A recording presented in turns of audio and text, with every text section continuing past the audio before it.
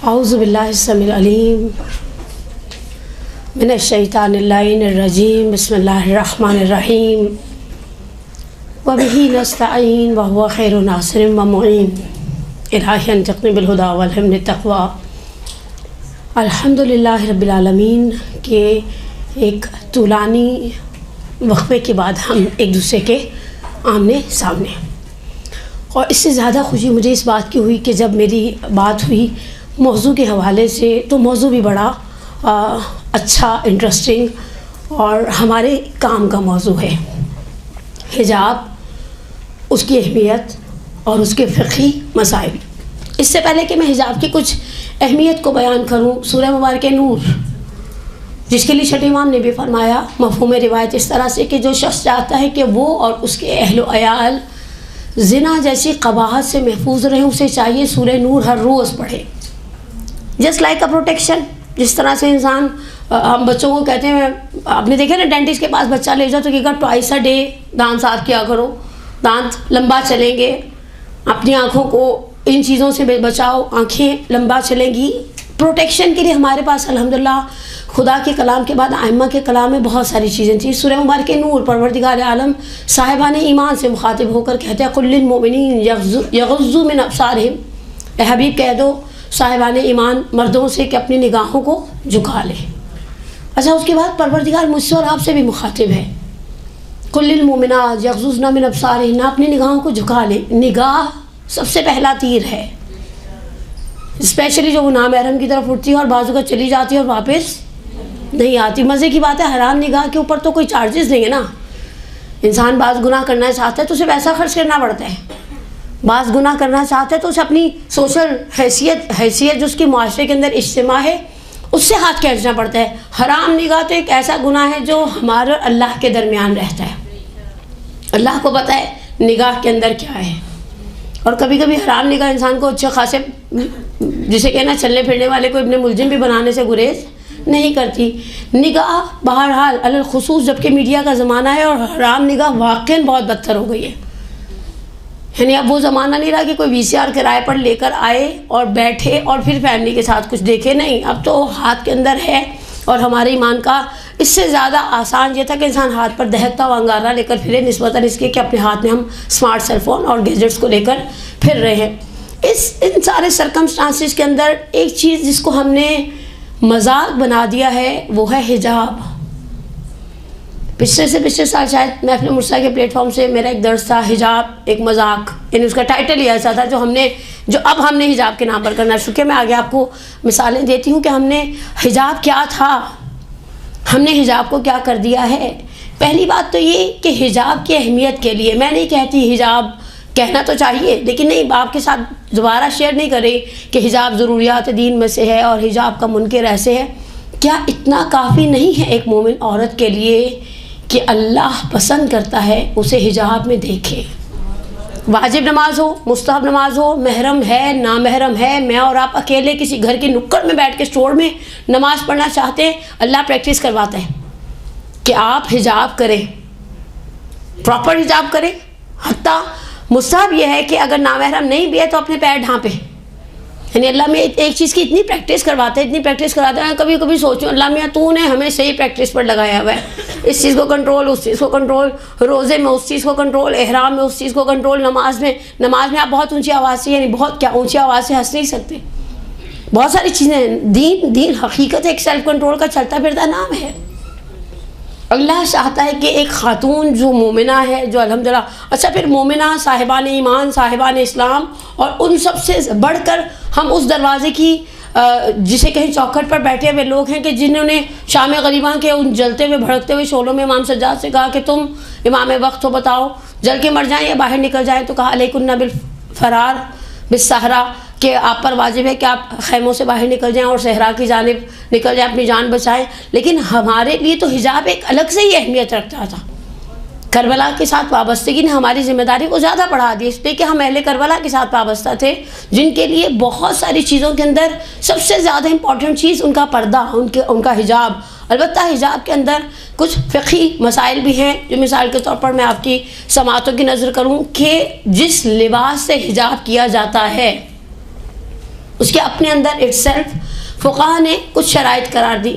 मिसाल, अच्छा शराइत की तरतीब में मज़े की बात है, ये जो नीचे वाले नोट्स हैं ना ये आगा के, और ऊपर वाले नोट्स जो मैंने अंदर पर्चियाँ बनाई हैं वो मेरी अपनी हैं। मुमकिन है तरतीब में मैं कुछ ऊपर नीचे कर जाऊँ, लेकिन है यही चीज़ें हैं। असल मुहतवा गुफ्तगू का यही है कि लिबास चुस्त ना हो। आपके सामने है सूरत हाल। हमारे यहाँ जो बच्चियाँ टाइट्स पहनती हैं, मजलिसों में नहीं देखा आपने, मदरसों में नहीं देखा आपने।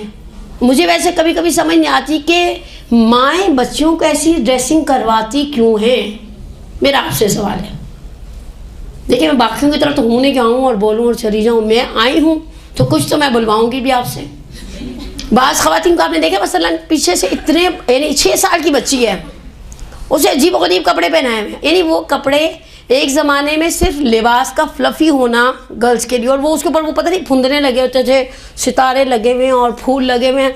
मैंने कल किसी बच्ची को देखा ऐसे ही डॉक्टर के बैठे हुए, तो वो इतना कुछ उसके उस पर लगा हुआ था, मुझे यकीन करें ट्रक की बैक साइड याद आ गई। मैंने कहा ट्रकों के पीछे भी ऐसे ही परांदे लटके होते हैं और फुंदने लटके होते हैं और घुंघरू लटके होते हैं। अच्छा खासा बेचारा बच्चा, उसे 12 रबीउल अव्वल का बैल बनाया हुआ है, क्या किया हुआ इन्होंने। लेकिन मेरा आपसे सवाल है, एक खातून जो खुद दीनदार है और अपनी बच्चियों को हम क्या पहना रहे हैं। अच्छा उसके अंदर फिर क्या होता है कि मार्केट में यही सब कुछ है, यानी नहीं ऐसा सिलवा भी नहीं सकते। आपके ख्याल में सिलवाने में देखिए आप में से बहुत सी की बच्चियाँ होंगी, परवरदिगार इंशाल्लाह बेटे हों या बेटियाँ दोनों के मुकद्दर यावर करे। और मैं तो परसों एक जगह पर कहा भी, मैंने कहा हमने सारी ज़िंदगी जीबो गरीब बेसुरी दुआएं मांगी और फिर जब हमने खुमियाजा भुगता तो हमने रोना शुरू कर दिया।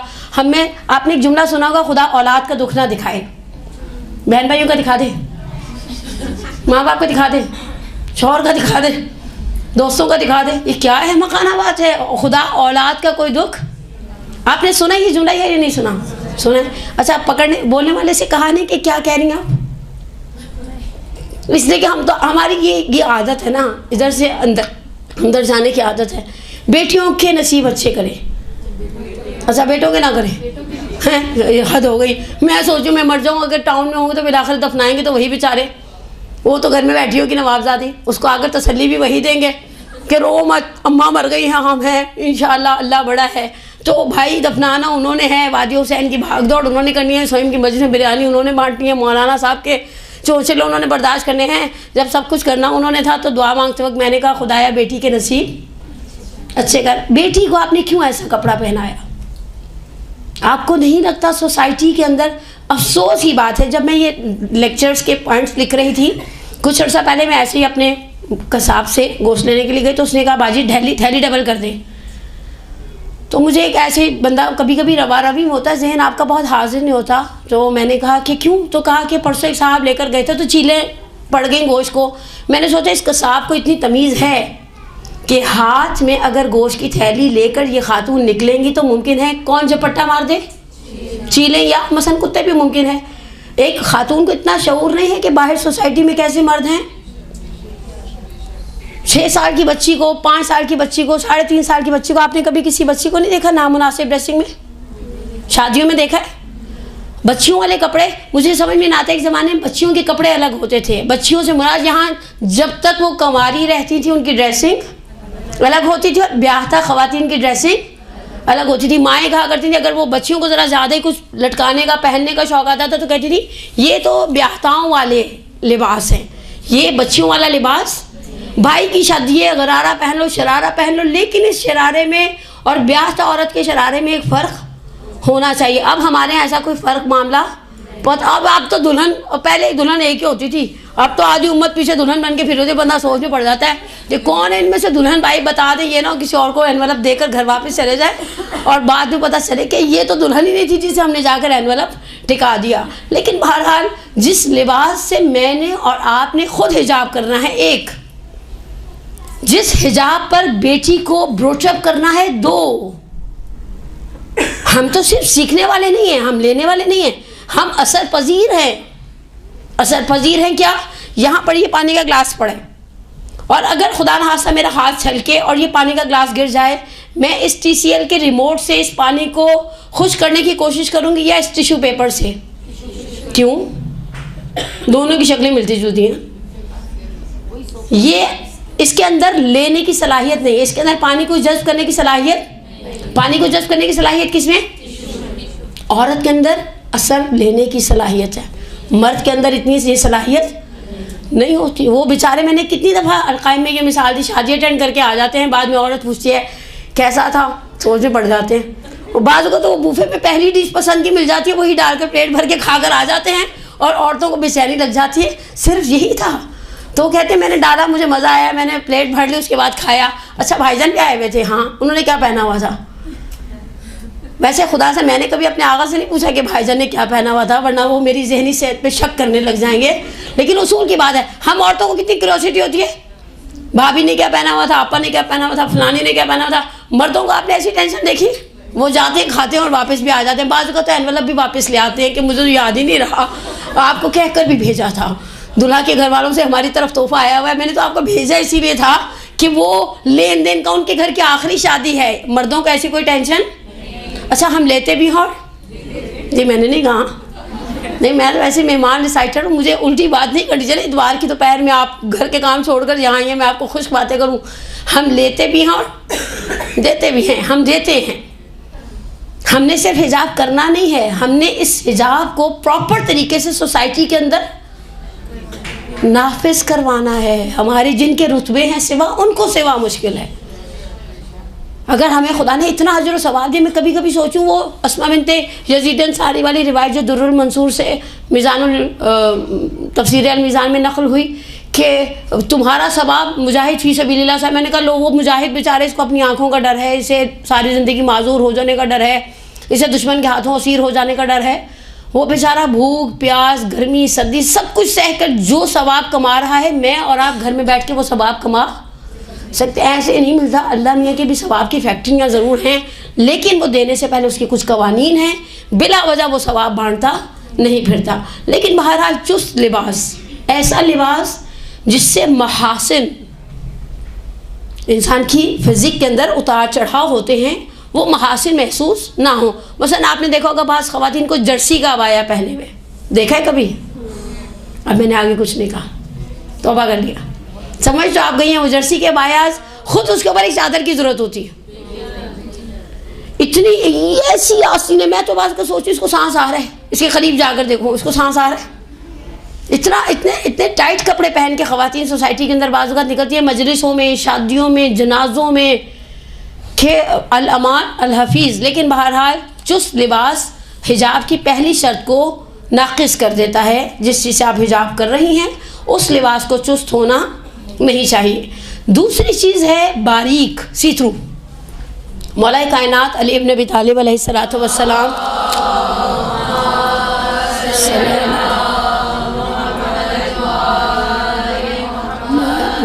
अमीरुल मोमिनीन की एक बड़ी खूबसूरत रिवायत है। आग़ा मुशैद तेहरानी ने हदीसुत तुलाब में रिवायत को नकल किया कि निस्वतुन, आखिरी ज़माने में कुछ ख़वातीन होंगी, कहा के काशिफ़ातुन आरियातुन मुतबर्रिजातुन फ़ी जहन्नम दाखिलातुन, ऐसी होंगी जिन्होंने पहना हुआ होगा लेकिन उरियाँ होंगी। जब मैंने बहुत साल पहले, शायद 18-19 साल पहले पहली मरतबा रिवायत पढ़ी तो मैं हैरान रह गई। मैंने कहा मौला ये क्या बात हुई? एक तरफ आप कह रहे हैं कि उन्होंने लिबास पहना हुआ है, रिवायत का मफहूम है कि लिबास पहना हुआ है, एक तरफ आप कह रहे हैं आरियातुन उरियाँ हैं। थोड़ी देर में ही अंदाज़ा हो गया, मसलन शफून के ड्रेसेस, बाज़ हल्के रंग के लॉन के कपड़े हमारे, आपने देखा है बाज़ वक़्त कोई खातून खड़ी होती है तो फ़ौरन महसूस होता है कि ये लिबास बारीक है। और हिजाब के बाद में भी आपने देखा होगा बहुत सारी ख़वातीन या बहुत सारी बच्चियों की। अच्छा कमाल क्या है, अभी कोरोना के बाद हज खुला, हज खुलने की देर है, वो हमारी कुछ हज क्लासेस भी होती हैं ख़वातीन की, वज़ू चेकिंग की और इसकी और उसकी। हज क्लास शुरू होने के बाद एहराम के साथ साथ ना मैसेजेस आने लग जाते हैं, इसमें एहराम हो जाएगा, ये देखें सीजरू तो नहीं, क्योंकि सफ़ेद कपड़े की एक सिफत है, आप ज़रा रोशनी में रखती हैं तो वो छलकता है, झलकता है उसमें से। मुझे ताज्जुब उन ख़वातीन पर है जो हज पर जाने से पहले एहराम के ऊपर इतनी हसास हैं, ये अपनी पंजगाना नमाज के लिए क्यों हसास नहीं है? जो शर्त जीनत को छोड़ दें, एहराम के लिबास की है कि सीथरू ना हो, वो शर्त नमाज की चादर की है या नहीं है? आपने कभी किसी को देखा नमाज की चादर हाथ में लेकर फिर रहा और किसी से कह रहा हो ये इससे नमाज हो जाएगी मेरी? और एक वो अल्लाहुम्मा लब्बैक का काफ। अरे भाई तुम्हें इस काफ की फिक्र है, अलहम के वाला जालिम की फिक्र क्यों नहीं है? क्यों? क्योंकि हमने हज पर पैसा खर्च किया होता है और वाजिब नमाज पे हम कोई पैसा खर्च नहीं करते। लेकिन बहरहाल सी थ्रू ना हो, सी थ्रू यानी नज़र आना, समझ गए? अब सी थ्रू की तो मुझे नहीं लगता किसी किस्म की वजाहत देने की ज़रूरत हो। तीसरी चीज़ है जल्ब तवज्जो। आप में से कोई एक्सप्लेन करेगा व्हाट इज़ द मीनिंग? कुछ हमारी सीनियर पे बैठी हैं, देखिए वो एक अलग बहस हो जाती है, बाज़ वक़्त वो जीनत के बाप की भी एक बात है। जल्ब तवज्जो की मिसाल बनाए कोई,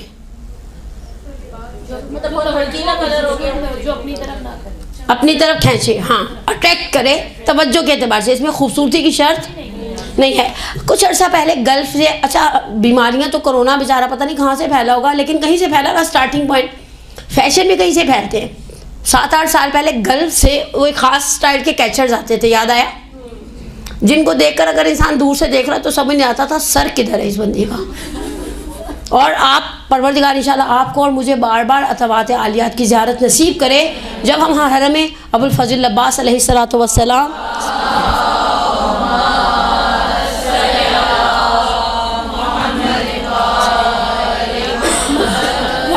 अमीर के हरम में दाखिल होते तो वहाँ पर एक पैनाफ्लेक्स पर लिखा भी होता था कि वो औरतें जो आखिरी ज़माने में ऊँट की कोहान जैसी एक चीज़ सर पर कैरी करेंगे। अच्छा, उन जोड़ों को संभालना भी बड़ा एक आर्ट था। मुझे नहीं अंदाज़ा था कि इसके अंदर इतना वबाल है। वो तो एक एयरपोर्ट पर मैंने देखा हमारी साथी जिन्होंने पहले तो वो उतारना शुरू किया, उसके पीछे से फिर एक बड़ा सा कैसेट निकल आया, नीचे थोड़े से छोटे से बाल थे दुबले पतले से। मैंने कहा ये क्या तुमने लगाया हुआ है?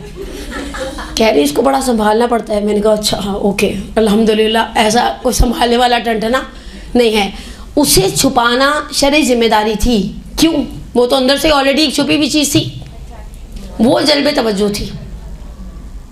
यानी मुझे याद है जब मैं अपने उस्ताद से पूछा कि इसमें क्या मसला है, तो पहले से छुपा हुआ है, वो अंदर पड़ा हुआ है, सर के बेचारी ने ऊपर पता नहीं 9 गज कपड़ा ले बैठा हुआ है। इतना इनके कफन के अंदर कपड़ा हो ना हो उतना उनकी शैलाओं के अंदर कपड़ा निकल आता है। तो कहा कि नहीं ये जल्ब तवज्जो करता है। इसके अलावा कोई और मिसाल बनाए। मैंने आपको मिसाल बनाकर दे दी कि ऐसी चीज़ें जो हमारी ड्रेसिंग का हिस्सा होती हैं। नहीं अभी कलर की बात नहीं हो रही, कलर में हम जीनत के बाब में जाएंगे।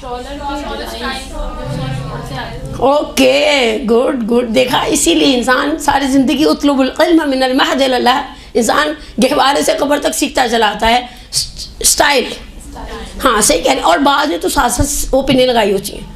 मैं बाद वक्त किसी ऐसी प्राइज एग्जीबिशन में आप कहीं मिल लेना तो देखती हूँ नहीं भाई, अगर मैं 20 बच्चियों को गले लगा लूँ ना उससे तो दूर ही रहती हूँ। पता चले मैं जैसे करीब जाऊँ ठंग करके से पिन मेरे मुंह में घुसी। नहीं भाई, इतना प्यार नहीं है कि खून बहा दें हम, ना आप यूसुफ ना हम जुलेखा की उंगलियाँ काट दें और हमें ख़बर ना हो। नहीं भाई, लेकिन बहरहाल जल्ब तवज्जो नहीं होनी चाहिए लिबास में। मज़े की बात है हमारी बच्चियाँ पहुँच के ऐसे कपड़े पहनती हैं जो जल्ब तवज्जो वाले होते। एक ज़माने में जो 40s वाली है, मैंने किसी पे हाथ रख कर नहीं कहा कौन 40s वाला है, ठीक है ना, लेकिन अम्मियाँ जिन घरों में 4 बेटियाँ होती थी एक थान आ जाता था और कपड़े याद आया, जो 40 से नीचे उनको भी याद आया 4-5 बेटियां हैं, वो अब्बा थान ले आए, उसके कपड़े सिल गए, सबने पहन लिए। आजकल की बच्ची पहला जुमला होता है मैं चाहती हूँ मेरे जैसा कोई और नज़र ना आए। शरीयत तो ऐसा कुछ चाहती नहीं है। आप देखिए हम बाज़ मौक़ों पर खुदा के मेहमान होते हैं, उनमें सबसे ज़्यादा टॉप ऑफ द लिस्ट हमारा हज। जब आप दाखिल होते हैं तो लिखा था अस्सलाम वालेकुम या ज़ीफ़ुर रहमान, अल्लाह के मेहमान हो, आप पर हमारा सलाम हो। अल्लाह मियाँ वहाँ बुलाकर कहते हैं ना जीनत ना खुशबू, एहराम के अंदर ये भी नहीं ये भी नहीं ये भी नहीं। अल्लाह में छोटी छोटी कढ़ाई की बूटियाँ नहीं इजाज़त दी जाती, छोटी छोटी सी वो ऐसी वो फैब्रिक पेंट करवा लें, थोड़ा सा कुछ करवा लें। जल्ब तवज्जो, शरीयत मुझे और आपको जल्ब तवज्जो लिबास पहनने की इजाज़त नहीं देती। और हमारे बच्चे पहुंच के वो कपड़ा पहनना चाहते हैं जो किसी और ने पहना ना, उनका बस नहीं चलता, वो स्टिकर्स लगवा कर चल पड़े। बाज़ बच्चियों की बात से वाकई में मसलन मैं खुद पिछले दिनों मैंने एक बच्ची से मिली, वो खुद डिज़ाइन करती है कपड़े, तो उसके चोंचले देख कर ही मैं परेशान रह गई। मैंने कहा भाई अच्छे कपड़े लगे, आंखों को भले लगे, पहनने में कंफर्टेबल है, कराची में गर्मी कम है, और जिस कपड़े के ऊपर इतना इन्फिसाइज किया कि हबीब इलाहुल आलमीन मोहम्मद मुस्तफ़ा सल्लल्लाहु अलैहि वसल्लम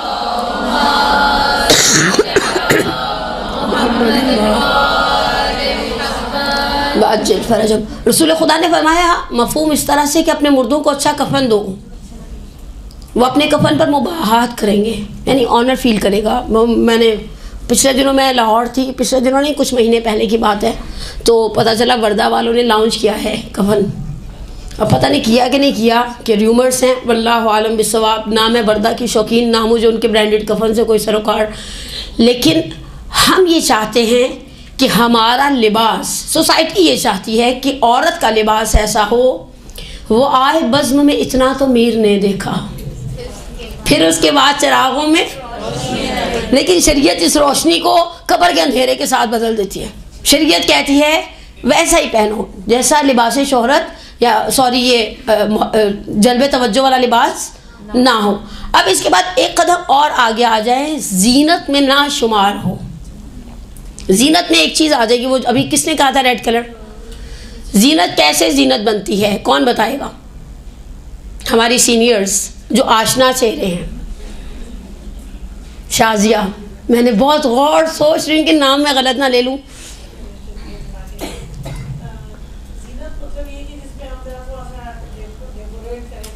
डेकोरेट करें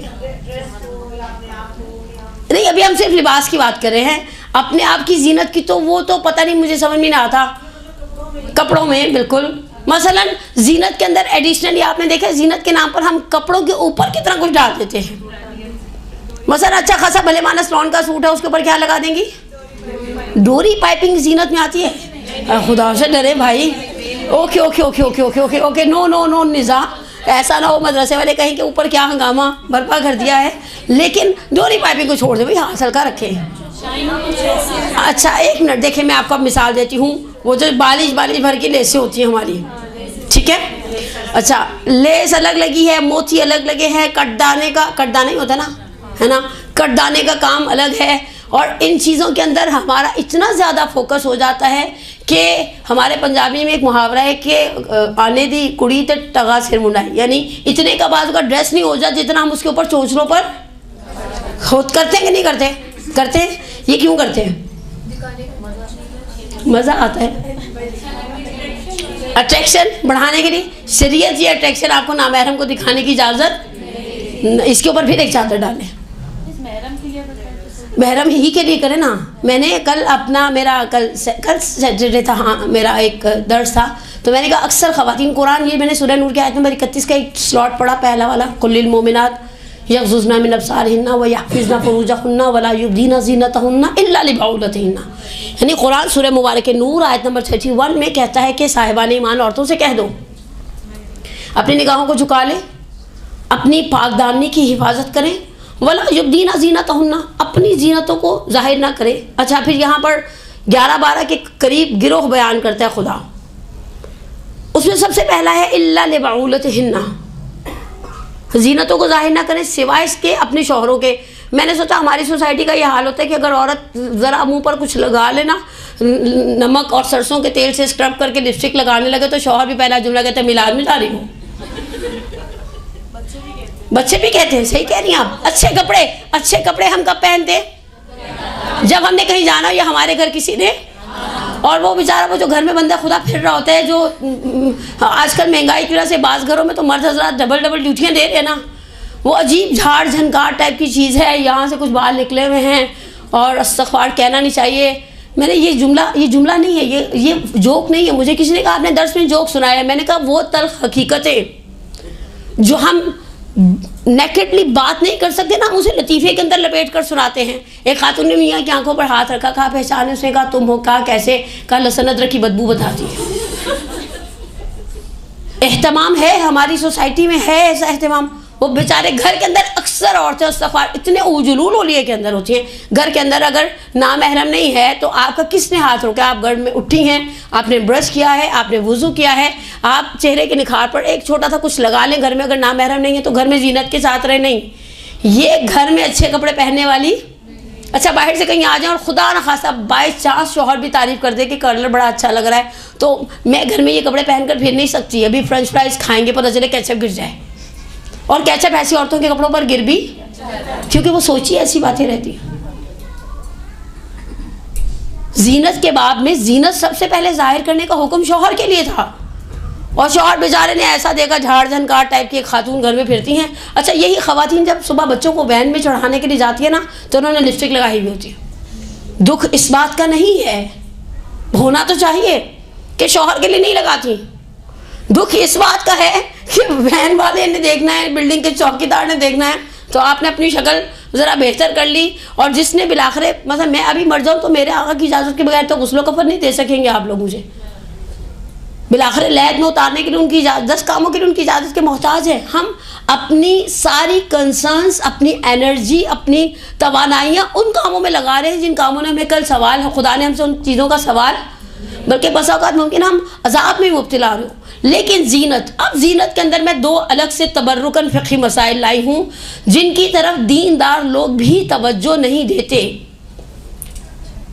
जीनत किसी चीज़ का इजाफा करना, मसलन मैं अपने अल्फाज में कहूँ एक ज़नाना किस्म की गुफ्तगू के दौरान, अब वो आप सीक्वेंस लगा लें, आप उसके ऊपर कढ़ाइयाँ करवा लें, आप उसके ऊपर पता नहीं रंग बिरंगी चीज़ें लटका लें, ये सब आपने कर लिया। हमारे यहाँ दीनदार तबका भी जीनत के बाब में जिस चीज़ को बहुत लापरवाही से लेता है वो है जूते में जीनत। सवाल दोहराऊं, जूते में जीनत, बिल्कुल। वो जब आप देखिए, आप किसी भी जूते की दुकान में जाती हैं तो आपसे पहले पूछते हैं कि आपको कैजुअल चाहिए, आपको पार्टी वेयर चाहिए, ठीक है। अब हमारे यहाँ आपने देखा होगा बाज़ ख़वातीन बड़ा अच्छा हिजाब किया हुआ है, बड़ा बुरका शुरका पहनकर शादी में आई हैं, पूरी हेड टू टो इन्होंने काला बुरका अच्छा सा पहना हुआ है, तहजीबदार, बिल्कुल कोई जीनत शीनत नहीं है। जूते पे आपकी नज़र जाएगी तो जूता कैसा होगा? क्यों पहना आपने ऐसा जूता? मेरा आपसे सवाल है। दिखाने के लिए किसे? भाई देखिए, शौहर तो अब ये जूता नहीं देख रहा ना, वो तो छोड़कर चला गया। हाँ चलें, देखिए मैं कोई कंट्रोवर्शियल बात नहीं करना चाहती, ये चीज़ मैंने बड़ी बहुत फोकस किया है कि वो दीनदार लोग जो ऊपर जीनत के बारे में हराम हलाल की सूझबूझ रखते हैं, पैरों में जाकर कहाँ चली जाती है जीनत? शौक़ की आवाज़ कहाँ से आई है?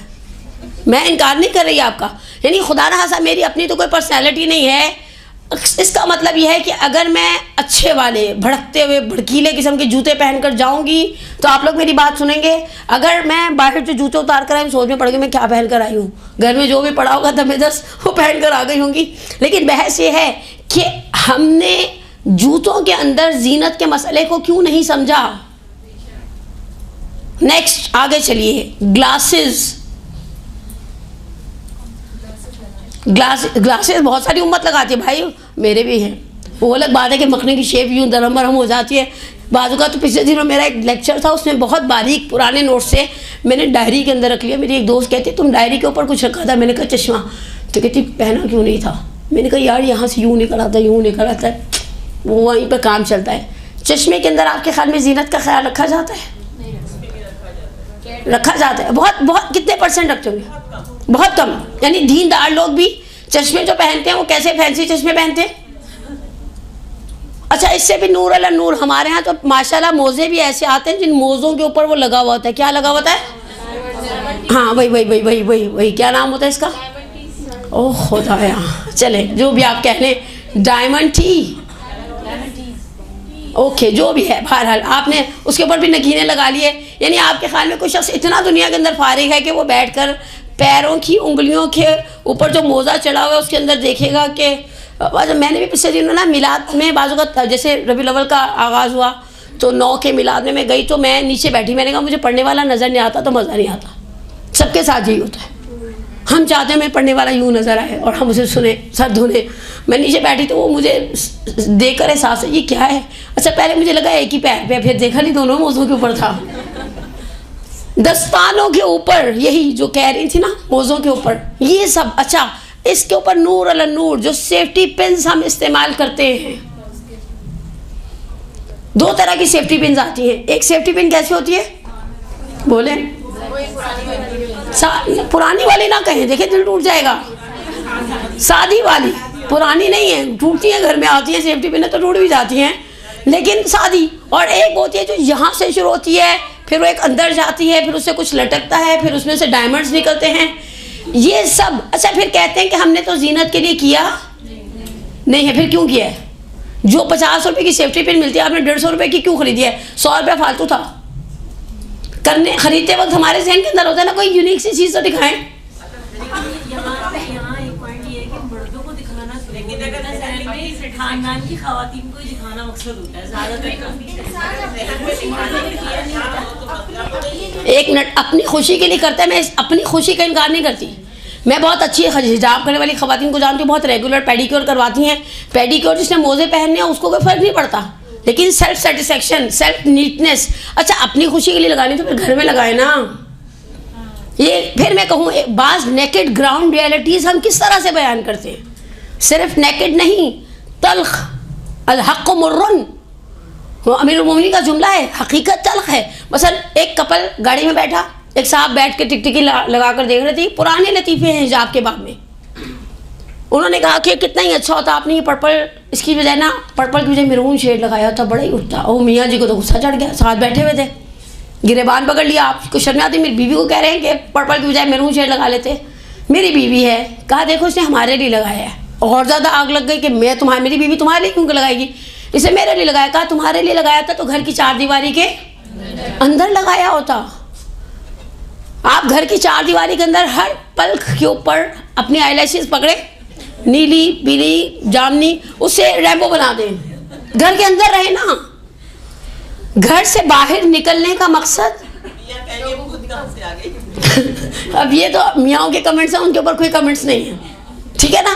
लेकिन उसूली एतबार से देखिए, ये कुरान कहता है युखादिऊनल्लाह वल्लज़ीना आमनू वमा यख्तऊना इल्ला अनफुसहुम, हम अल्लाह को धोखा दे रहे हैं।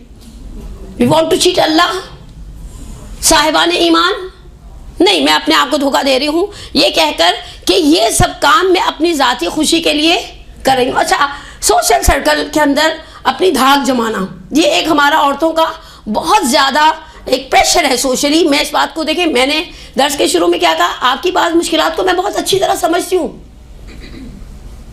क्यों? क्योंकि मैं गवादर में थोड़ी रहती हूँ, मैं भी यहीं रहती हूँ, यही इसी सोसाइटी के अंदर देखती हूँ। हमारे यहाँ फैशन को खुशी से मशरूत करने वाले लोग कम नहीं हैं।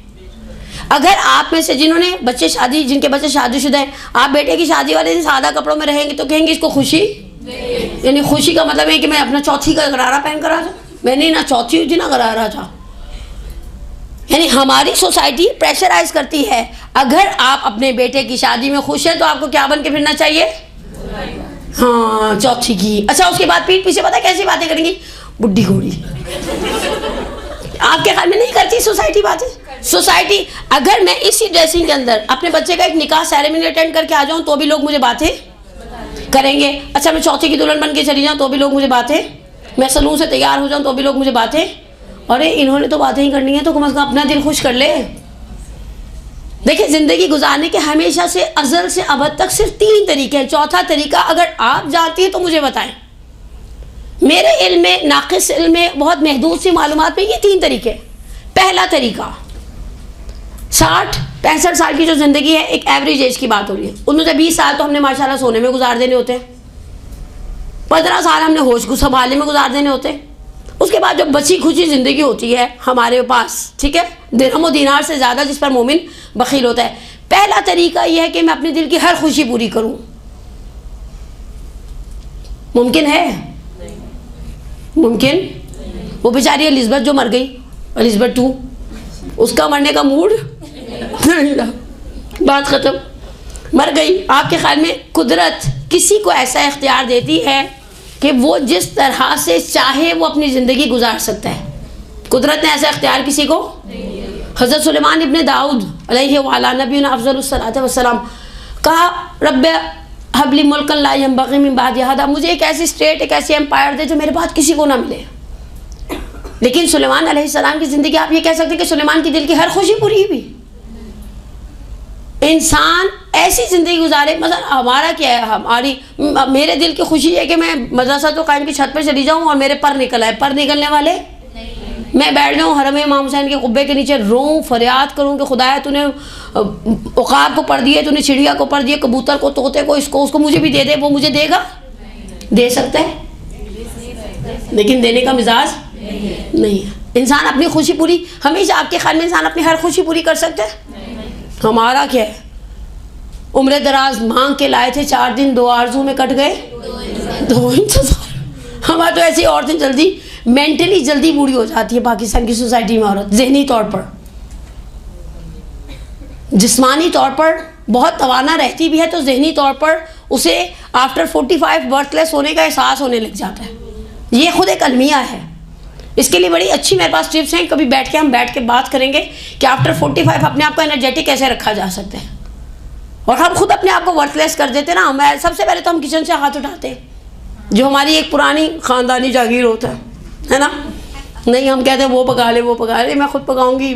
फिर सबको घन पॉइंट पे पता है, बच्चे भी बेचारे शादीशुदा भी हो जाए ना, मजबूर होते हैं कहने पर कि आज तो अम्मी ने बड़ी कमाल के पाए पकाए हैं। चाहे बाद में बेगम से कहें वो तुम फूड पांडा वालों को फ़ोन कर दो, अभी मदरसे जाएंगी ना तुम मंगवा लेना, जो पकाया था वो अंदर नहीं गया। लेकिन हम अपनी ज़िंदगी अपनी मर्जी से गुजार सकते हैं, यस और नो?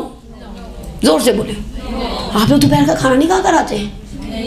हाँ, इतनी मजलूमियत, ला इलाहा इल्लल्लाह। फिर तो कैंटीन होनी चाहिए। ये अब मुझे पता चला कि क्यों आवाज़ नहीं निकलती आपकी।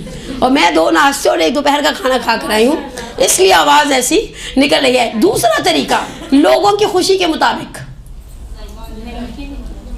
आपके ख्याल में कोई, आप मुझे एक इवेंट अपनी फैमिली का याद दिलाएं जिसमें आने वाले सब खुशी खुशी गए हों। कोई भी, हर बड़ी, अच्छा जितनी बड़ी गैदरिंग उतनी बाद में, हाँ मसलन मैं इसका एक अच्छा नतीजा निकालती हूँ कि बाज़ का इंसान कहते हैं अच्छा गोश्त की बिरयानी बनवा लो, सब खुश होकर खा लेते हैं। मुर्गी में इतना मज़ा नहीं रहा, बिरयानी तो वैसे बिरयानी का मज़ा और निहारी का मज़ा गोश्त में। Good, excellent. हमारा आपस का खाने पीने का शौक भी मिलता है, ठीक है। जेंडर सेम होने का यही फ़ायदा होता है ना। अब यहाँ पर आपने पका ली, बाद लोग पहले चमचे पे कहते हैं हाय हाय बीफ डाला है। नहीं, आपके अब्बू जान ने 2 बकरे भिजवाए थे, वो डाल दिए। ज़ाहिरी बात है, बीफ की कीमत को आग लगी हुई है, हम बकरे की बात करते हैं। बकरे पकाकर तो आजकल माएँ भी गिन गिन के बोटियाँ देती हैं, 2 आलू हैं और 2 बोटियाँ हैं, तीसरी बोटी मांगने की ज़रूरत नहीं है। एक मिलती है, तो फैमिली बड़ी हो तो 1 मिलती है, और अगर छोटी हो तो 2 तक नौबत आ जाती, ठीक है। आपके ख्याल में आप सिर्फ, मैं 30 सेकंड खामोश रहती हूँ, आप लास्ट फैमिली इवेंट याद करें जहाँ पर किसी किस्म की कोई मामूली बदमज़गी ना हुई हो, सब खुशी खुशी आए और खुशी खुशी। हमारी तो औरतें दावत के अंदर भी दुआ करती हैं अल्लाह में सब इज्जत से जाएं और इज्जत से, देखा आप लोगों को खुश कर सकती है। मैं एक मौलाना साहब के घर, मैं ये मिसाल पहले भी दी है मेरे एक मदरसे में, मैं एक मौलाना साहब के घर की शादी में गई, बड़ा नाम है उनका, बड़ी ब्रांड है हमारे इलाके की। 14 तो खाने थे, स्टार्टर अलग, एपिटाइजर्स अलग, मेन्यू अलग पड़ा था। वो बड़ा ही मज़ा है शादी का। शादी से ज़्यादा मज़ा शशकों का आया, बड़े अच्छे, आखिर में पान भी थे, ठीक है। अगले दिन तक पूरे हमारे इलाके में कहानी फैल चुकी थी। आप समझ तो गए ना कैसी कहानी फैली होगी। ऐसी शादी और ये तकरीरें करते हैं और ये और वो और फलाना ढिंगड़ा। एक दोस्त ने कहा तुम गई थी? मैंने कहा हाँ। 2 बंदों का कार्ड था। मैंने कहा नहीं पूरी फैमिली का था। है तो मैं पूरी फैमिली के साथ बुला लिया, मुझे क्यों नहीं बुलाया? मैंने कहा अच्छा नहीं बुलाया। बड़ी देर तक वो कहानी चलती रही, हत्ता ये कि उन्हीं की फैमिली में एक और शादी थी कम्युनिटी सेंटर में, उनके बिरयानी, 1 समोसा और कुल्फ़ी में कुछ मीठा टाइप का था। बस मेरे पीछे बैठी हुई खातून कह रही थी सोइम के खाने में और इसमें ना सिर्फ एक कुल्फ़ी का फ़र्क है, कम अज़ कम पेप्सी ही साथ रख देते, अंदर धक्का जरा जाता। ऐसी भी मैंने कहा तो शादी सादगी के साथ अच्छी लगती है। उस ज़माने में अहमद निजात के बेटे की शादी के बड़े चर्चे थे। मैंने कहा अहमद निजात को देखो, उसने तो केक और 2 फ्रूट्स पर शादी कर ली। भाई हम कौन से अहमद निजात के घर की शादी में इन्वाइट थे? हम तो इस शादी में इन्वाइट थे ना, शादी कम लग रही थी, सोइम का खाना। अगर आप अच्छा खिला लें लोग खुश रहेंगे, क्या कहेंगे? फजूल खर्ची के अलावा अगर आप ज़रा मसलन फ़र्ज़ करें किसी के वालिद DSP हैं पुलिस में और उन्होंने 14 खानों वाली शादी कर ली, क्या कहेंगे लोग?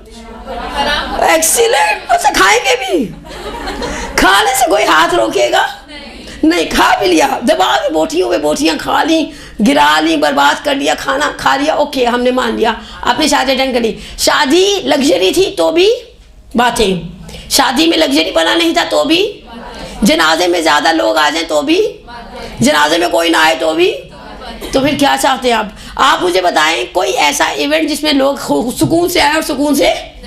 कोई इंसान लोगों की खुशी को पूरा नहीं कर सकता। लोग कहते अपने गधे को पानी में डालो। शादी की हिकायत हम सुन सुन कर बड़े हो गए हैं। आखिरी तरीका, फिर एक सलवात पढ़े आप पहले मोहम्मद वाले।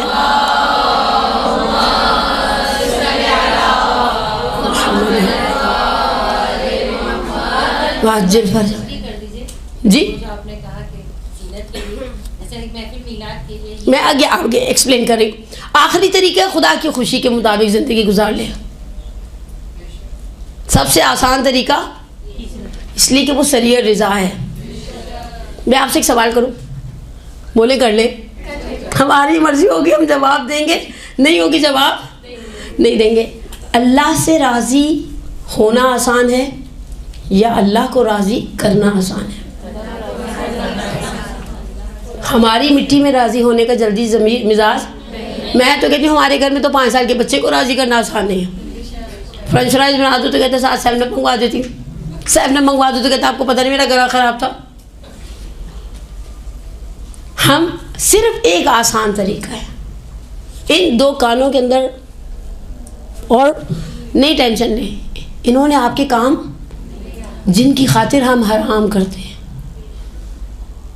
जिनकी खातिर हम खुदा के कानून तोड़ते हैं, जिन भाइयों की शादी पे हम शरीयत के कवानीन पैरों के नीचे रोन देते हैं, कुचल देते हैं, जिन बच्चों की शादियों के लिए हम परवाह नहीं होती नमाज का वक्त हो रहा है नहीं हो रहा, नमाज कहाँ पढ़नी है कैसे पढ़नी है, कभी फोटोग्राफर के साथ बदहिजाबी हो रही है, कभी किसी और के साथ बदहिजाबी हो रही है।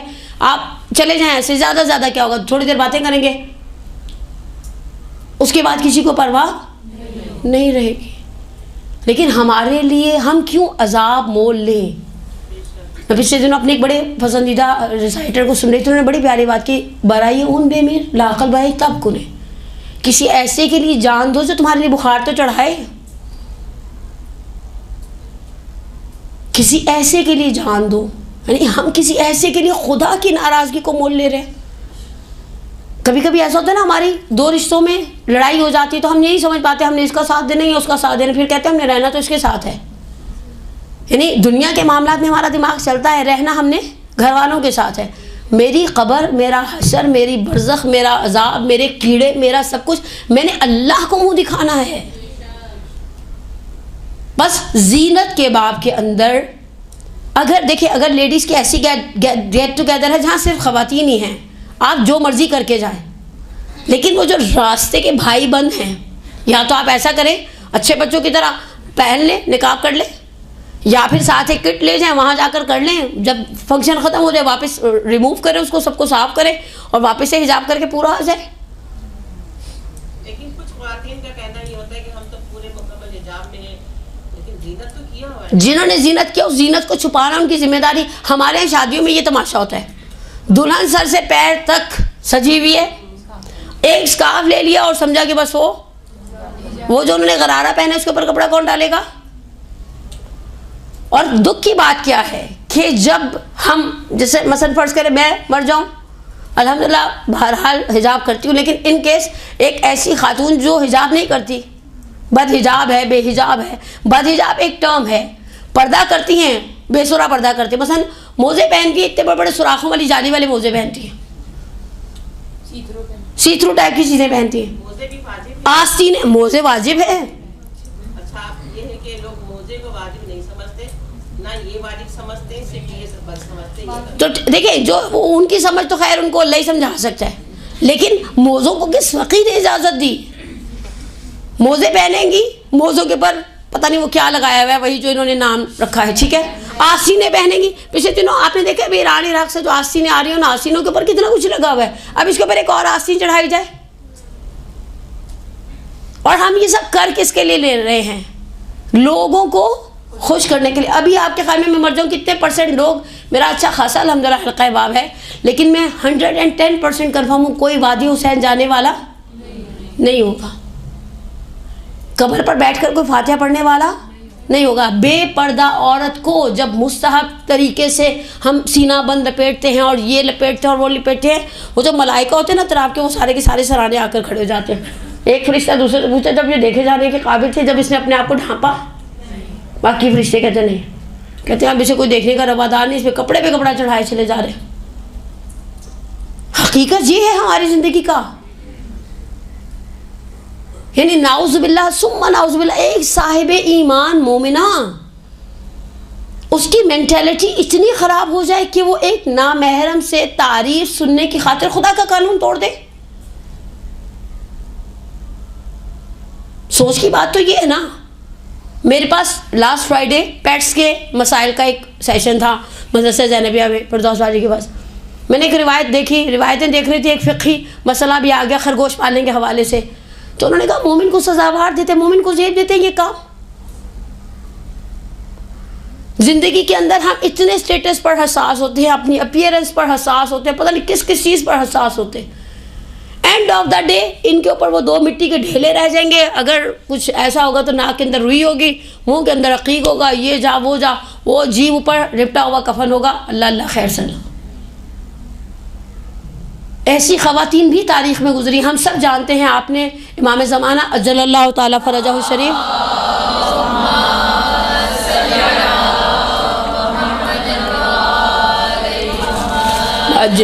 कि मुंतज़िर ख़वातीन के किरदार के हवाले से एक किताब भी है, हमारे बरादर बुजुर्गवार हसन आब्दी साहब ने लिखी है, ये तर्जुमा है। उसमें वो एक खातून की दास्तान बड़ी मशहूर है कि जिसकी जनाजा पढ़ाने तेहरान में इमाम पहुँच गए तो बंदे खुदा ने कहा मौला इसका जनाजा क्यों? कहा कश्फ हिजाब के मामले में 7 साल ये औरत घर से बाहर। मैं ज़ाती तौर पर इस आज के ज़माने में बाज़ ख़वातीन को जानती हूँ जो सीज़र करवाती है ना, मजबूर हो गई, फंस गई कहीं। बिलाखिर इंसान है, अपनी जान बचाना भी तो उसकी वाजिब नहीं। ऊपर निकाब पहना हुआ, दस्ताने पहने हुए और सीज़र हो रहा है। हमारा प्रॉब्लम ये है कि हमने अगर एक कान भी दिखाना है ना तो पूरा हिस्सा ख़वातीन खोल देती हैं बड़ी आसानी से। ब्लड प्रेशर चेक कराना है, यूँ हाथ आगे कर दिया। लैब में जाके ब्लड टेस्ट देना है, यूँ हाथ आगे कर दिया। अल्लाह ने पसंद किया था, हम पर पाबंदी रखी थी। उम्मे खालिदा अबदिया वाली रिवायत घर से हिजाब के मसले से वाबस्ता नहीं है। जब वो आई हैं उम्मे खालिदा अबदिया छठे इमाम के पास और कहा कि मुझे पेट में मैदे में गुड़गुड़ की शिकायत रहती है, इराक़ के तिब्बा ने कहा है कि ख़ास तरह की शराब पियो। तो मौला ने कहा जब तकलीफ़ है मफ़हूम इस तरह से और तुमने अतिब्बा से रुजू भी कर लिया, तो कहा मौला मेरी गर्दन पर क़िलादा आपका है, यानी मैं आपकी मुती हूँ। आप कहें पी लो मैं पी लूँ, मर जाऊँ क़यामत के दिन खुदा पूछे क्यों पिया उम्मे खालिदा बदिया, तो मैं कहूँगी मेरे छठे इमाम ने कहा था। और आप कहें मत पियो, मर जाऊँ खुदा के तुमने खुदकुशी कर ली, तुम्हारे पास तो तबीब ने कह दिया था, तुम्हारे पास एक सलूशन था, तो मैं कहूँ मुझे छठे इमाम ने मना किया था, मैं छठे इमाम के पीछे लगी। तो इमाम ने कहा हरगिज़ मत पीना। हत्ता इमाम रावी कहते हैं इमाम ने अपने हाथ को यहाँ पर रखा और कहा हत्ता जान यहाँ तक पहुँच जाए। हम हिजाब के मामले में खुद जितने रिजिड होंगे, मुतमईन रहें, आपका स्ट्रांगली पर्दे के मामले में रिजिड हो जाना, सख्त गिर हो जाना, पाबंद हो जाना, ये चीज़ नस्लों में कैसे सफ़र करेगी। मैं एक बच्ची की बात हिजाब के बाब में अपनी फैमिली की गेट टुगेदर्स में दास्तान सुनाती हूँ। जब वो बच्ची किसी city school beacon house type के स्कूल की बच्ची थी, बुलूग का पहला दिन था, वो बच्ची मखना पहन करके स्कूल के सारे बच्चे 25-26 जितने भी क्लास में बच्चे थे उसके पीछे लग गए तुम गंजी हो गई हो। एक 9 साल की बच्ची कितनी जिनके हमारे घरों में होती है ना, ऐसी होती हैं, 2 दफ़ा उनको कोई कुछ कहता तो वो रोना धोना शुरू कर देती है। सारी क्लास के बच्चे एक तरफ हो गए कि तुम गंजी हो, तुम गंजी हो गई, तुम गंजी हो गई हो। एक बच्चे ने कहा कि तुम उतार कर दिखा क्यों नहीं देती कि तुम गंजी नहीं हो, तुम्हारे वैसे ही खूबसूरत बाल है। कहा ये मुझे गंजा कह ले बर्दाश्त है, बजाय इसके कि मैं खुदा का कोई कानून। ऐसी औरतें हैं जो होश में आती हैं तो ये नहीं कहती कि पानी, वो कहती चादर कहाँ गई हमारी। तो फिर परवरदिगार ऐसे लोगों की हिफाजत के लिए एक अल्लाह का वादा है, इन्नल्लाह युदाफ़िउ अनिल्लज़ीना आमनू, खुदा साहिबान ईमान का दिफा करने खुद खड़ा हो जाता है। हम दुआए मशरूल में या दुआए जिस भी दुआ के ज़ाहिरन दुआए मशरूल के अल्फाज हैं कि जिसने अहसनत फ़रजा मरियम बिनते इमरान, जिसने मरियम बिनते इमरान के आबरू की हिफाजत की, काहिनों के दरमियान मरियम को संभाला नहीं उसने। बस पर्दे के बाद में जो पर्दे की अपनी अहमियत और फजीलत है उससे हम किसी भी तौर इनकार नहीं कर सकते। लेकिन जूते के बाब में जीनत, चश्मों के बाब में जीनत, और ये जो हमने बहुत ही ज़्यादा एक्सट्रीम किस्म के चोंचले कर लिए हिजाब के अंदर, इन सब चीज़ों को मद्देनज़र रखते हुए फ़ुक़हा फरमाते हैं चुस्त ना हो, जल्वे तवज्जो ना करे, बारीक ना हो, जीनत ना हो, आखिरी ऑप्शन लिबास शोहरत ना हो। लिबास शोहरत एक ऐसा लिबास जो नौअन पहना नहीं जाता। मिसाल के तौर पर एक सिविलियन फौजियों का लिबास पहनकर फिरने लग जाए। हमारे हिजाब के साथ पता है हमारी सोसाइटी का सबसे ज़्यादा कानून कौन सा टकराता है? मुनफरिद नज़र आने का। पता चले कुछ अर्से के बाद अखबारों का प्रिंट पहना होगा। है कहाँ है? मैंने तो नहीं देखा। ओके ओके, आप सबने कह दिया, मैंने मान लिया भाई, मैंने तो हथियार डाल दिए। लेकिन आपका फैंसी मास्क जो आ गए वो, हाँ मास्क, देखिए मास्कों में भी हमने यही तमाशा किया हुआ था। मैचिंग हो गए। हाँ, जिस तरह के कपड़े वैसा मास्क है। अच्छा, ये मास्क बाद में कहाँ जाएगा? धुल के इस्तेमाल हो जाएगा। ओके गुड, बड़ी अच्छी मालूमात है। बिल्कुल लेटेस्ट टेक्नोलॉजी है कि आपने कुछ ना पहना हो और वो स्प्रे करते जाते हैं, और वो जिस स्प्रे से क्या ऐसा मटेरियल होता है जो आपकी बॉडी का शेप लेते जाता है, और जब आप वो स्प्रे बंद करते हैं तो वो एक फैब्रिक सा बन जाता है। ओह, आपने कुछ नहीं पहना होता और वो आपके पास स्प्रे करते हैं, स्प्रे और करते हैं। आपका पूरा नहीं भाई, हमें ऐसे खुदा न हंसा इस तरह के अहमकाना किस्म के शौक़ नहीं है। अच्छा, इसके मुकाबले में खुदा ने औरत के अंदर सजने संवरने का मादा भी रखा है। How to fight. अब मेरा जवाब दें आप, ये बड़ी बेईमानी में पैसे इतने अरसे के बाद आई हूँ। हमारे तो आपस में दोस्ताना मरासिम रहने चाहिए। मैं जहाँ मेहमान उसके हैसियत से जाती हूँ ना, मैं कहती हूँ हमारे अच्छे आपस में रहनी चाहिए, क्योंकि बाद मेरे मदरसे तो रेगुलर चल रहे थे, वहाँ तो डांट डपट भी रेगुलर चल रही होती है। और एक हमारा खातिमुल अंबिया वहाँ आकर डांटते हैं, मैं सबको तसल्ली देती रहती हूँ, गुस्सा ना करे कोई बात नहीं उलमा का काम ही डांट डपट करना है। हमारे अंदर खुदा ने बिल्ट इन एक ख्वाहिश रखी है। वो क्या रखी है? खूबसूरती। ये औरतें बेचारी ऐसे इतना दर्द नहीं सहती हैं। आप सलून में जाके देखें, हॉट पैक्स करवा रही, ये करवा रही, पता नहीं, मुझे समझ में नहीं आता। ऐसी ऐसी तकलीफ सह रही होती है बाज़ को सलून में बैठी हुई ख़वातीन के, मुझे मेरी आंखों में आंसू आने लग जाते हैं कि इसको क्या मुसीबत क्या है। अच्छा लगना चाहती है, इंसान के अंदर रखी है, खुदा ने औरत के अंदर रखी। आपने कभी मर्दों को इतना टेंशन में देखा? अभी कराची का मौसम बदलेगा, ऐसी शादी अटेंड करके आ जाएंगे। मैंने इस्तक़बाल माह मुहर्रम में कहा, मेरे घर से अल्हम्दुलिल्लाह 2 जाते हैं मस्जिद पढ़ने के लिए। देखिए, सुनने जो जाते हैं वो तो कैजुअल वेयर में भी चले जाते हैं ना, फैमिली के मर्द हज़रात। मौला साहब जाते हैं, बड़ा वजह आया हुआ था, मजालिस पढ़ने के लिए जाता था। कभी मैंने मर्दों को नहीं टेंशन में देखा मस्जिद में क्या पहन के जाना है। हमारे घर की औरतों को मस्जिद में भी टेंशन। बड़ी भाभी के घर वो वाली कमीज़ पहन कर गई थी, अब फुफ्फो के घर पहन कर तो प्रिंटेड पहने ही क्यों थे? हाँ ले, अच्छा उसके अंदर भी पता नहीं तार किसी की कढ़ाई, फिर नीचे लेस, यानी नाउज़ुबिल्लाह थोड़ी देर के लिए बंदा तय नहीं कर पाता। इमाम हुसैन की फरशेदा पे जा रही है, ये वाकई मुतमईन है, मस्जिद में जा रही है। हमारे अंदर, अच्छा देखिए, जो खुदा ने हमारे अंदर बिल्ट इन कुछ चीज़ें रखी हैं, जैसे औरत के अंदर बुनियादी तौर पर मदरहुड रखी।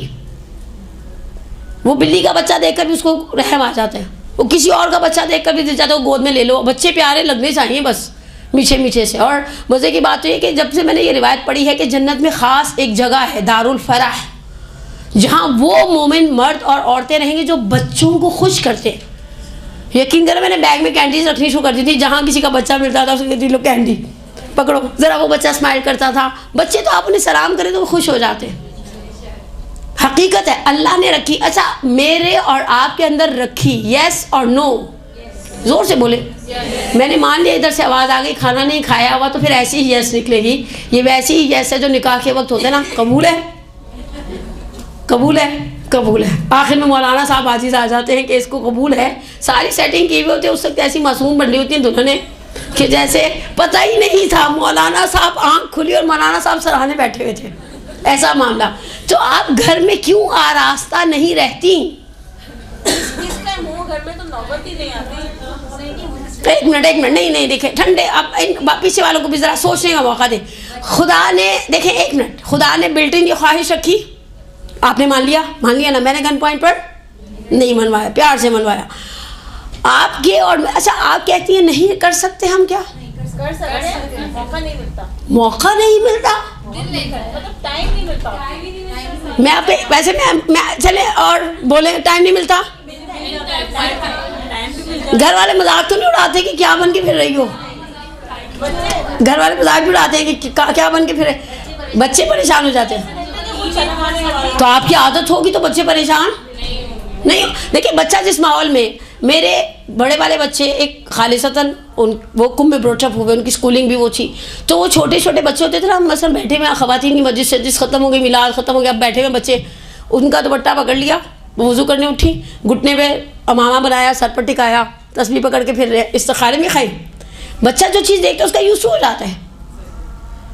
बच्चा जो चीज़ देखते हैं, अगर वो देखेगा कि आप हमेशा बहुत अच्छी अपीयरेंस के साथ रहती हैं, वो यूज़ टू हो जाएगा। हमने उन्हें यूज़ टू। इसी सोसाइटी में ऐसे बच्चे हैं जिनकी अम्मियाँ घर में भी माशाल्लाह चौथी की दुल्हन बन के फिरती हैं, ठीक है ना। मतलब मेरे अपार्टमेंट में एक मेमन फैमिली रहती है, मैं जब उनके साथ बिल्डिंग में लिफ्ट में मुलाकात हो जाए, दरवाजे पर जाओ, उनके हमेशा मेहंदी लगी रहती है उन खातून के। मेरी सास की उम्र की है। ऐसा नहीं कि आप ये सोचें कि वो कोई लड़की सी हैं, यानी उनकी बड़ी पोती माशाल्लाह शादी के काबिल है। जब मैंने उस खातून को देखा, वो चूड़ियाँ पहनी हुई होती हैं बड़ी बड़ी भारी भरकम, और मेहंदी लगी हुई होती है। बस उनके बच्चों को ऑड नहीं लगता होगा, क्यों? क्योंकि यूज्ड टू। आप घर में अच्छे से फिरे, खुश रहे। फिर हाँ, अच्छा मसला पता सारा क्या होता है, घर के काम करने में और घर में सज कर फिरने में एक नुकसान होता है। बाहर वाले जो तारीफ करते हैं, घर वाले तारीफ नहीं करते। तो खुद अपने आप को अप्रिशिएट कर ले, खुद ही देखकर खुश हो जाए, सेल्फी ले ले, बाद में डिलीट कर दे। क्योंकि मोबाइल स्नैचिंग इतनी बढ़ गई है कि मोबाइल के अंदर बेपर्दा तस्वीरें रखना मुनासिब नहीं रहा। आप अपने उस हिस्स की खुद घर में तस्कीन कर ले, बजाय इसके कि उस हिस्स को बाहर ले जाकर उसकी तस्कीन के ज़राए किए जाए। एक दूसरा, हमारे अंदर का, मैंने अपना, जब मेरी टॉपिक पर बात हुई तो मेरा पहले गैर इस्लामी फैशन पर एक दर्स था, पता नहीं 4-5 साल पुराना, मदरसातुल कायम का। मैंने उसके कमेंट्स पढ़े, कुछ फीडबैक्स मुझे उस वक्त भी दिए गए थे। मैंने सोचा असल चीज़ क्या है हमारी सोसाइटी के अंदर, हम एक एहसास कमतरी में रहते हैं। हम कहते हैं कि अगर मैं सादा रहूँगी तो लोग मुझे क्या समझेंगे? ज़रा ज़ोर से बोले, समझ लें क्या फ़र्क पड़ता है। बोलिए। लोग ऐसी लड़कियों को बोलते हैं दकिया नूस है। अच्छा, और लोग जो बाइक चला रही होती है उनको भी कुछ कह रहे होते हैं, उनको ओखिया नूस कह रहे होते हैं। और एक और सवाल, जो अनमैरिड होती है अगर वो करना भी नहीं चाहती तो उनको बोला जाता है तुम्हें ऐसी शक्ल में कौन देखेगा। हाँ, देखिए ये तो हमारे सोसाइटी के पुराने नासूर हैं। मैं आपको बताऊँ, मेरे पास बाज़ माएँ आती हैं, कहती हैं इसको बोलें पर्दा ना करे, ये पर्दा करेगी तो इसका रिश्ता। मैं कहती हूँ तो फिर सारी बेपर्दा लड़कियाँ तो सुहागनें नहीं होती ना। देखें, जो लिखा हुआ है ना, वो अल्लाह मियाँ ने हमारे लिए एक पर्दे का, हम ये जो हम अपने आप को मुदब्बिर समझते हैं ना। मसलन अगर बच्ची पर्दा ढीला कर देगी एक, तो उसके रिश्ते आने लग जाएंगे। अच्छा, जो इतना ढीला पर्दा करके फिरेंगे, इन सबके रिश्ते आने, लाइन लगी हुई है। इतवार की सुबह से शाम तक वो रिश्ते आने वालों को चाय पिलाती रहती है। अजीब बात है, हमारा खुदा की ज़ात पर भरोसा नहीं है। वमिन आयात ही, हम पर्दे को, अच्छे पर्दे को शादी के रास्ते की एक रुकावट समझते हैं। बोलिए। और सिर्फ हमारे बड़े कहते हैं कि मतलब हमें करना है, ज़रूरी नहीं कि शादी रिश्ते वगैरह नहीं आ रहे। फॉर एग्जाम्पल मेरी मंगनी हुई तो फिर भी मुझे कहा जाएगा कि मतलब आप सजें सवरें, चूड़ियाँ, मेहंदी, ये सारी चीज़ें तैयार होके रहें। ये शादी के बाद जो आपका साल शुरू होता है वो तो अल्लाह अकबर होता है। अल्लाह अकबर नहीं होता, वो इन्ना लिल्लाह व इन्ना इलैहि राजिऊन होता है। नहीं भी करना होता है फिर भी हमें जोर दिया जा रहा होता है, मतलब करना है। देखिए, एक अमीरुल मोमिनीन की हम मौला पर बहुत बात, नहीं मैं आपको बता रही हूँ, मौला के ऊपर हमने बहुत बात की जाती है हमारे मेंबर से। अमीरुल मोमिनीन की एक बड़ी प्यारी सिफत थी, राह खुदा में लौमत लाइम की परवाह नहीं करते थे। लौमत लाइम समझती हैं? मलामत करने वाले की मलामत की परवाह नहीं करते थे। और इसमें एक नुस्खा मैं आपको बता देती हूँ, 7 दफ़ा नादेली पढ़े ना, सामने वाला कहेगा ही नहीं आपको। अलबत्ता ये कबीर वाली नादेली है, सगीर वाली नहीं। हाँ, यानी आपको जहाँ कहीं ऐसा लगता है ना, किसी गेट टुगेदर में भी रजब शुरू होगा तो कुंडे शुरू हो जाएंगे और कंट्रोवर्सियाँ शुरू हो जाएंगी, ठीक है ना। तो आप पहले से उसी दिन सुबह सुबह जो बाकी सारे काम करेंगे ना, ये भी पढ़ के कर लीजिएगा, कोई कुछ नहीं कहेगा आपको, आप रिलैक्स रहेंगी। लेकिन हमने लोगों से मेडल लेना है साहिब हैसियत होने का।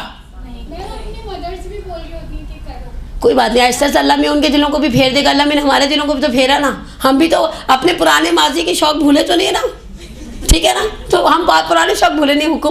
लेकिन हम जॉइंट फैमिली सिस्टम में जाके भी नहीं कर सकते। हाँ, ये कमरे में सोने से पहले 15 मिनट पहले चली जाए प्यारी बहन, सोती तो होंगी ना कमरे में।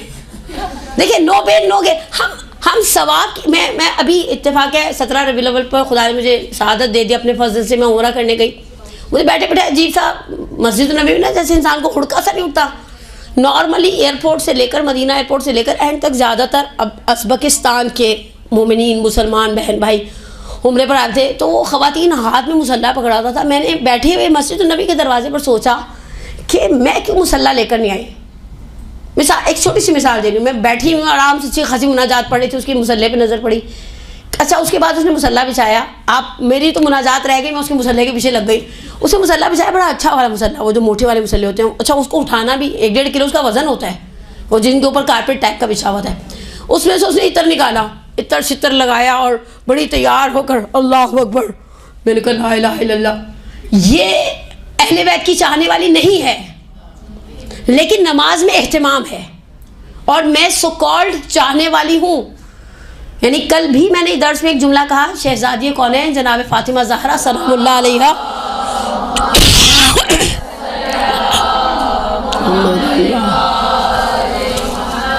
अज्जल फरजम, उम्महातुल मोमिनीन के पास और बनु हाशिम अंसार और महाजिरीन की ख़वातीन के पास एक अत्तारे हौला आया करती थी अतर बेचने। वो पुराने ज़माने में, अभी भी ऐसे लोग होते हैं, चीज़ें बेच रहे होते हैं घर टू घर, डोर टू डोर। तो जनाब सैयदा सलामुल्लाह अलैहा के पास 2 इतर थे। एक गिरा बहा था, गिरा बहा समझते, समझ गई, ठीक है ना, और एक नॉर्मल था। शहजादी वो जो नॉर्मल था वो नमाज के लिए इस्तेमाल करती थी, गिरा बहा जब वो मेरे मोमिन के साथ सोती थी। यानी आप खुद सोचिए, शहजादी के इस एक जुमले के बाद हमारे यहाँ नौअन हमने घर में इस्तेमाल करने के लिए, घर में हमारे यहाँ कौन होता है नॉर्मली? शौहर, ठीक है। अगर ठीक है, आपने कहा आप जॉइंट फैमिली में, मसलन जब फैमिलीज बड़ी भी होती हैं, बाज़ का छोटी भी होती हैं, हर तरह का मिला जुला हमारे बरे सगीर पाक हिंद में रुझान है। हम अच्छा परफ्यूम कब लगाते हैं? और जब बोटल मार्केट वाले परफ्यूम कहाँ लगाते हैं? समझ तो आप गई है ना। तो हमने तो सीरत से कुछ लिया ही नहीं। अभी अयाम फातिमी आ रहे हैं, शहजादी कभी कभी अमीरुल मोमिनीन के साथ जाया करती थी, यह थमिलान मोहम्मद तमर, रिवायत कहती है अपने साथ एक पैकेट के अंदर खजूरें कैरी करती थी। कभी कभी बच्चे साथ होते थे, कभी बच्चे साथ नहीं होते थे। और शहादत से लास्ट पहले वाली जो मुलाकात है चश्मे दरबस्तर, या मैं किताब के नाम में थोड़ी सी कंफ्यूज हूँ, उस रिवायत के मुताबिक अमीरुल मोमिनीन और बीबी थे सिर्फ सेहरा में। मी टाइम होता ना एक, हमारी तो औरतें ही, शौहर कभी कभी कह भी देना कि चलो मैं तुम्हें कहीं बाहर ले जाता हूँ, शादी की साड़ी है, नहीं जी मैं जाऊँगी तो बच्चे भी साथ जाएंगे। अरे बेचारा लेके जा रहे हैं तो चली जाए, बच्चे कौन से सेहरा में बैठे हुए, घर में बैठे हैं, उनके लिए टेक अवे ले आएंगे, घर में उनके लिए बिरयानी पका जाए। लेकिन हम बुनियादी तौर पर खुशियों को रिफ्यूज़ करने वाले, यानी मिन हैसे नेशन, पता नहीं हमें इन कामों से क्या मिलता है। अगर देखिए, अव्वल तो हर वक्त तो शौहर भी ऐसे ऑफर नहीं करते, कभी कर दे तो आगे से ख़वातीन में से नॉर्मल मेजॉरिटी का रिस्पॉन्स कैसा होता है? मैंने कहा कि कब करते हैं। मसरूफ़ शौहरों की बीवियाँ वैसे ही उनसे शाकी रहती हैं। एक जुमला है, मैं नाम नहीं ले रही, उस्तादुल उलमा का, कि मसरूफ़ शौहर की एक निशानी होती है कि उसकी बीवी कभी उससे खुश नहीं होती। वो कहती है चल फारिग आदमी दुकानदार से शादी कर लीजिए, आपसे शादी ना करती। लेकिन हकीकत है, हमने दूसरों से मेडल लेकर कुछ हासिल करना, पर्दा मेरा मामला है, मर जाएंगे पर्दे के ऊपर कंप्रोमाइज़ नहीं कर। और वल्लज़ीना जाहदू फीना लनहदियन्नहुम सुबुलना, खुदा का वादा है जो हमारे रास्ते पर चलता है उसके लिए रास्ता खोल देते हैं। हम रास्ते पर पैर ही नहीं रखते, हम अपनी चादर को पकड़ के बैठते नहीं हैं कि नहीं मैं ये कुछ भी हो जाए मैं ये चादर उतारने वाली नहीं हूँ। कभी ना कभी वो कुछ ना कुछ, मुझे याद है हाज शेख मुर्तज़ा जाहिद का एक जुमला, वो मस्जिद में, जो मस्जिदें होती हैं ना, बाज़ारों में भी तो मस्जिद होती है ना, वो मौलाना साहब को लेकर आए, उन्होंने मौलाना साहब से कहा कि आप एक दर्स दे दें। मस्जिद के बराबर में एक साहब थे जिनकी बहुत बड़ी बड़ी म्यूज़िक इंस्ट्रूमेंट्स की दुकान थी। जब इन्होंने देखा कि मौलाना साहब आ रहे हैं, शाह के ज़माने की दास्तान है, उन्होंने बड़ी लाउड स्पीकर के ऊपर जैसे ना कुछ ऐसा नामुनासिब बेहंगम किस्म का म्यूज़िक लगा दिया। इन्होंने उससे जाकर रिक्वेस्ट की कि भाई यहाँ पर दुआ का प्रोग्राम होगा, आपकी मेहरबानी आप इसको बंद कर दें। उसने कहा नहीं करूँगा। उसने कहा कि ऊपर भी एक ज़ात है। थोड़ी देर बाद उनके म्यूज़िक इंस्ट्रूमेंट में कोई प्रॉब्लम हो गया। जब तक मौलाना साहब का प्रोग्राम चलता रहा, उस म्यूज़िक की आवाज़ से, म्यूज़िक की दुकान से म्यूज़िक की आवाज़ नहीं आई। खुदा पहुँचा देता है। हम अगर पर्दा करना चाहते हैं, हम पर्दा करने के मामले पहले से हमारे ज़हन होता है मुझसे तो होगा ही नहीं, तो अब जैसी नमाजें वैसे ही रोज़े। लेकिन बहरहाल हम परवरदिगार की बारगाह में दुआ गो हैं। देखें, ये पर्दा बहुत वैल्यूएबल था। अगर हम इस पर्दे की अहमियत और फजीलत को समझते, वसा का सोचती हूँ जनाब सैयदा ने किन सरकमस्टांसिस में, यानी उनकी तो चाल, उनका जो चलना था कन नबी, यानी जब वो मस्जिद में खुतबा देने के लिए आई हैं तो ऐसे आई हैं जैसे रसूल खुदा मस्जिद में आया करते थे। मुबाहला के मैदान में किस आन और किस शान के साथ गई हैं। तारीख़ में पर्दा शुरू से ही मुक़द्दस ख़वातीन की जीनत रहा है। वो बाश मर्दों को मौका मत दें कि वो अपनी आलूदा निगाहें हमसे खुदा न खास्ता, जिसे कहना अपनी आँखों को खुशी पहुँचाए, नाउज़ुबिल्लाहि मिन ज़ालिक सुम्मा नाउज़ुबिल्लाहि मिन ज़ालिक, सदफ़ की तरह रहती है खातून, चाहे वो ख़वातीन तारीख़ की ख़वातीन हों, चाहे वो सैयद कौनैन के घराने की ख़वातीन हों। हमने जमात सानी के रबी सानी के महीने में कदम रख दिया। सिर्फ़ एक जुमला, इस महीने की एक बड़ी निस्बत 11वें इमाम के बाद जनाब मासूमा की आती है। एक तबर्रुकन, आपको पता है मेरा मिजाज है, मैं गुफ्तगू के आखिर में 2 जुमले अहले बैत की मुसीबत के ज़रूर बयान करती हूँ। ख़ानदान बनु हाशिम में 3 बहनों ने भाइयों से बहुत प्यार किया, रिश्ता ही अनमोल है। इसीलिए मैंने कहा कभी मत को खुदा औलाद का दुख ना दिखाए, खुदा बहन भाइयों का भी दुख ना दिखाए। बहन भाइयों का दुख भी घुटने झुका देता है, इंसान को तोड़ के रख देता है। पहली बहन ज़ैनब कुबरा, हद से ज़्यादा मोहब्बत थी, सबको पता है। निकाह में ज़िम्न अख्द शर्त थी कि मैं भाई के साथ सफ़र पर जाऊँगी। 11 मुहर्रम को आई, माले सिब्तैन के जुमले आ गए मेहदी माज़ंदरानी, चकराती रहीं। इमाम सज्जाद ने कहा क्या करें फूफी अम्मा? कहा बेटा लाशों से विदा करते हैं ना तो विदाई बोसा दिया करते हैं। भाई के जिस्म पर एक सालिम जगह ढूंढ रही, आखिरकार नहीं मिली। 5वें इमाम का जुमला है कि सामने ही 300 के लगभग ज़ख्म थे मेरे दादा के जिस्म नाज़रीन पर, कटी हुई रगों पर मुँह रख दिया और कहा इन खैरतनी बैन का व बैन राहल, हुसैन मुझे इंतखाब का हक़ दे दे, ये उम्र साद कि मैं तुम्हारे पास बैठूं या चली जाऊं, मैं बैठी रहूंगी चाहे मुझे जानवर खा जाए। और फिर आखिर में कहा अंत बहजत क़ल्बी आदना, अम्मी क्या तू मेरा भाई है, मेरे दिल की ठंडक है, क्या तू मेरा मांझाया है? दूसरी बहन, अब ये कौल मारूफ है, अहले मिंबर का जुमला है, फातिमा सुगरा है, वक्त आखिर इमाम सज्जाद से कहा राह करबला में दफना देना भैया, क़यामत के दिन जब मुर्दे निकलेंगे ना मैं भाई से कहूँगी तुम नहीं आए, मैं तो इंतज़ार करती रह गई, तुमने सुगरा के बगैर ही सब कुछ कर लिया, तुमने सोचा नहीं सुगरा तुम्हारा नाम लेकर जीती थी। और तीसरी जनाब फातिमा मासूमा, बहुत साल ज़िंदगी भर बल्कि नमक खाया है हमने शहज़ादी का, सिर्फ सावे की सरजमीन पर देखा कैसे पुश्त नाका से गिर रहे हैं भाइयों के बेटे, बहनों के बेटे, भाई महरम। कहा मेरे नाके की महार बदल दो, जगह बदल दो, मुझे यहाँ से कुम ले जाओ। मैंने अपने बाबा से सुना है कुम हमारे शियों का एक शहर। शहज़ादी पुश्त नाका से गिरते देखना आसान नहीं था, आपसे रहा नहीं गया। आप बैतुल नूर पहुँची, 17 दिन क़याम किया मूसा खज़रज के घर में और दुनिया से चली गई। मेरा सलाम हो सकीना पर कि जिसने राह कूफा और शाम में एक नन्हे से सर को लोग के सिना से देखा और हसरत से कहा पानी तो मुयस्सर है, मुझे मेरा असगर मुयस्सर नहीं है।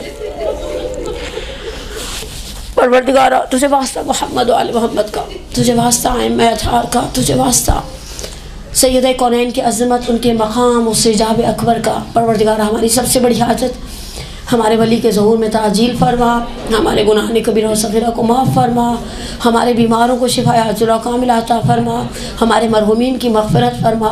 खुदाया हम तेरे दीन पर अमल करना चाहते हैं, हमें वो बसीरत, वो बसारत, वो शुजाअत, वो जुर्रत, वो शहामत जो तेरे दीन पर पायबंद बना दे इनायत फरमा।